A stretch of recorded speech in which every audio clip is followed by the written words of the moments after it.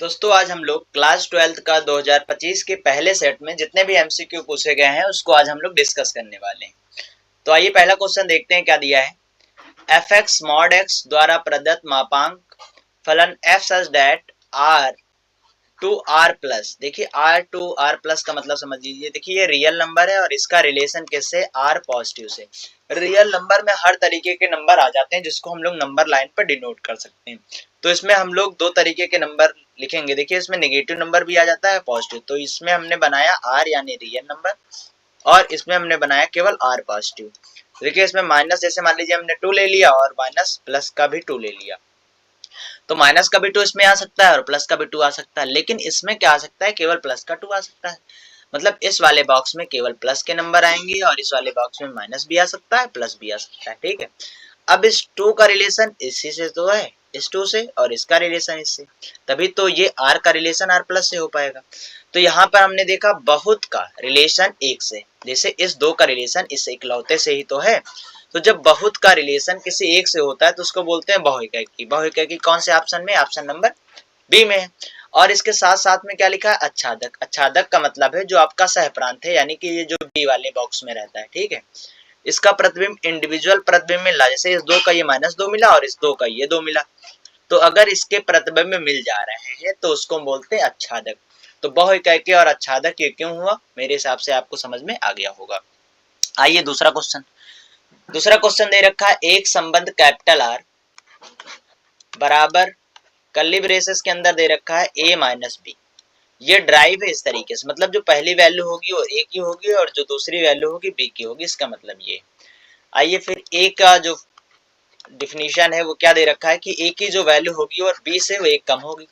ठीक है, और b की वैल्यू या तो 3 के बराबर होगी या 3 से बड़ी होगी, ये बता रखा है। तो आइए हम इस रिलेशन को पहले सेटिस्फाई कराएंगे।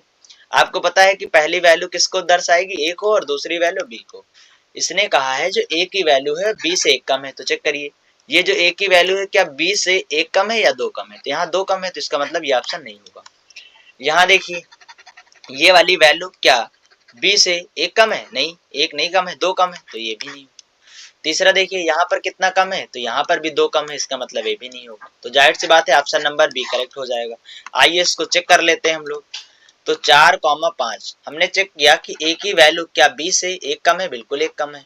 उसके बाद से दूसरी डिफिनीशन यहाँ पर क्या दे रखी है कि b की वैल्यू 3 से बड़ी हो या 3 के बराबर हो। तो यहाँ b की वैल्यू देखिए 5 है, इसका मतलब 3 से बड़ी है। इसका मतलब 100% ये है कि बी ऑप्शन करेक्ट हो जाएगा।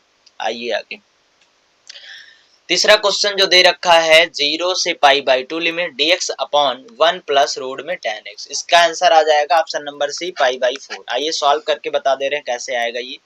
इसको सबसे पहले जो दिया है उसको हम i बराबर मान लेंगे। क्या दे रखा है 0 से π/2 और क्या दे रखा है dx और दे रखा 1 प्लस रूट के अंदर दे रखा है आपका tan x। तो i बराबर क्या हो जाएगा 0 से π/2। एलसीएम लेंगे तो देखिए साइन x और cos x में ओपन होगा और cos x रूट का कहाँ चला जाएगा, cos x ऊपर चला जाएगा और cos x इससे भी तो एलसीएम होगा, तो रूट के अंदर cos x आ जाएगा और यहाँ पर क्या आ जाएगा, रूट के अंदर sin x आ जाएगा और क्या आ जाएगा dx आ जाएगा। इसको हम लोग मान लेंगे समीकरण 1। अब यहाँ पे हम लोग फार्मूला लगा देंगे लिमिट वाला, 0 से π/2 ये हो गया और यहाँ से जो cos है ये x किससे माइनस होगा, 90 माइनस x हो जाएगा। आपको पता है लिमिट का फार्मूला। यहाँ से आपका आ जाएगा cos और ये आ गया आपका 90 माइनस x। ठीक है, प्लस यहाँ से आ गया आपका sin 90 माइनस x, यहाँ से कितना आ जाएगा dx। ठीक, i बराबर ये आपका आ गया 0 से π/2 रूट के अंदर cos 90 माइनस x क्या आ जाएगा आपका sin x हो जाएगा, अपॉन में रूट के अंदर कितना आ जाएगा sin x आ जाएगा, प्लस यहाँ से कितना आ जाएगा cos x आ जाएगा। इसको हमने मान लिया समीकरण 2। अब हम क्या करेंगे, समीकरण 1 और 2 को जोड़ देंगे। समीकरण 1 प्लस समीकरण 2 जब जोड़ेंगे तो देखिए लेफ्ट हैंड साइड में यहाँ भी आई है और यहाँ भी आई है, दोनों समीकरण जब जुड़ेगा तो कितना आ जाएगा 2i आ जाएगा। और यहाँ पर देखिए अगर हर सेम है, देखिए यहाँ पर भी हर की वैल्यू सेम है, यहाँ भी सेम है, तो अगर हर की वैल्यू सेम है तो जो अंश में लिखा रहता है उसको डायरेक्टली जोड़ देते हैं। तो अंश में कितना आ जाएगा आपका साइन एक्स आ जाएगा और प्लस में कितना आ जाएगा कॉस एक्स, और हर समान है तो हर एक बार लिखा जाएगा, यानी कितना आ जाएगा साइन एक्स प्लस रूट में कितना आ जाएगा कॉस एक्स, यहाँ से आ जाएगा डी एक्स साइन एक्स और प्लस कॉस एक्स रूट के अंदर सेम टू सेम चीजें मिल रही है तो कट गया। तो 2i बराबर कितना आ गया 0 से पाई बाई 2 और x आ गया और dx आ गया। यहाँ से आ गया 2i बराबर, अगर x तो नहीं आया है 1 आया है, एक सेकंड इसको मिटा दे भैया, कट गया तो कितना आया 1 आया, कटने के बाद ये कितना आ गया 1 और dx आ गया है। अब इसका हम लोग इंटीग्रेशन करेंगे तो x आ जाएगा और यहाँ से लिमिट 0 से कितनी आ जाएगी पाई बाई 2 आ जाएगी, तो ये आ गया आपका 2i और यहाँ से आ जाएगा पाई बाई 2 माइनस का 0 आ जाएगा, तो इनडायरेक्टली यहाँ से कितना आ गया पाई बाई 2 और i बराबर कितना आ गया पाई और 2 का गुणा इस 2 से हो जाएगा तो कितना आ जाएगा 4, तो i की वैल्यू कितनी आ गई पाई बाई 4, यही ऑप्शन नंबर सी करेक्ट हो जाएगा। ये सब आपको याद रख लेना है, ठीक है, क्योंकि ऑप्शनल में आएगा तो आपको उसके सोल्यूशन देने की कोई जरूरत नहीं, डायरेक्ट आप ऑप्शन मारिए। आइए अब हमसे लिखा है अवकल समीकरण 9 d2y upon dx2 1 plus D Y upon D X का होल स्क्वायर, फिर यहाँ पर दिया है 1/3 की घात ज्ञात कीजिए। तो जब भी फ्रैक्शन में अगर हमें पावर दे रखी है तो उसको हमें और सॉल्व करने की जरूरत है घात बताने के लिए। तो यहाँ पर देखिए अगर हम क्यूब कर देंगे तो 1/3 का 3 कट जाएगा।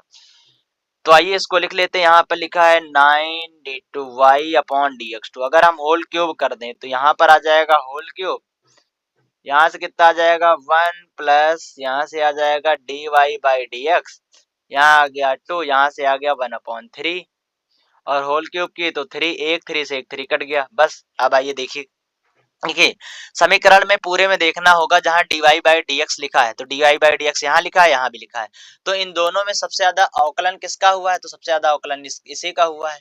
तो बस यही आपको क्या बताएगा, बस इसी को आपको चेक करना है कोटि और घात के लिए, जिसका अवकलन सबसे ज्यादा बार हुआ है उसी को हमें चेक करना होता है।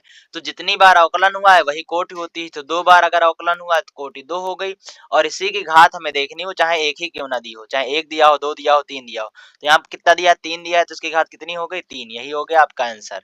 ऑप्शन नंबर सी आपका करेक्ट हो जाएगा।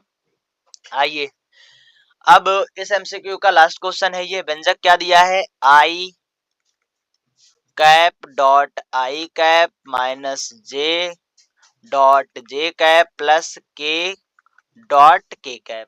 तो यहाँ पर हम आपको बता दें कि आई कैप और डॉट आई कैप, जब भी डॉट हो और यहाँ पर सेम चीजें हो गुणा हो रही हो तो इसकी वैल्यू ऑलवेज आएगी 1, और अगर क्रॉस दिया हो तो इसकी वैल्यू आएगी 0। कैसे याद करना मैं आपको बता रहा हूँ, जैसे आप कोई क्वेश्चन करते हैं टेस्ट में क्वेश्चन करने के बाद, ठीक है, तो अगर आपका क्वेश्चन गलत है तो मास्टर साहब क्या करते हैं काट देते हैं, जब उसको काट देते हैं ऐसे क्रॉस से तो कितना नंबर मिलता है 0, तो आपको ये जब भी क्रॉस दिखे तो आपको पता है कितना आ जाएगा 0 आ जाएगा, ठीक है। अच्छा आपको अगर ये याद करना है तो ये कैसे बता दें, देखिए यहाँ पर आई पर बिंदी लगी है और यहाँ भी बिंदी लगी है डॉट डॉट, तो जब भी कोई चीजें ऊपर नीचे सेम होती है तो कट के कितना आता है 1 आता है, तो ये भी देखिए मान लीजिए कट गया और कटाया तो कितना आया 1 आया, तो ऐसे आपको याद कर लेना है ट्रिक से, ठीक है। तो जब भी डॉट हो तो 1 आएगा और क्रॉस हो तो 0 आएगा, तो यहाँ पर क्या है डॉट, तो इसकी वैल्यू 1 आई, इसकी वैल्यू कितनी आई 1 आई, प्लस इसकी वैल्यू कितनी आई 1 आई, तो -1 प्लस 1 से कट गया, कितना आ गया 1 आ गया, यही हो गया आपका आंसर। उम्मीद करता हूँ कि इस वीडियो में बताए गए पांचों क्वेश्चन आपको अच्छे से समझ में आ गए होंगे। जल्द ही हम लोग मिलते हैं नेक्स्ट वीडियो में। अगर चैनल नहीं सब्सक्राइब किया है तो चैनल अवश्य सब्सक्राइब करें।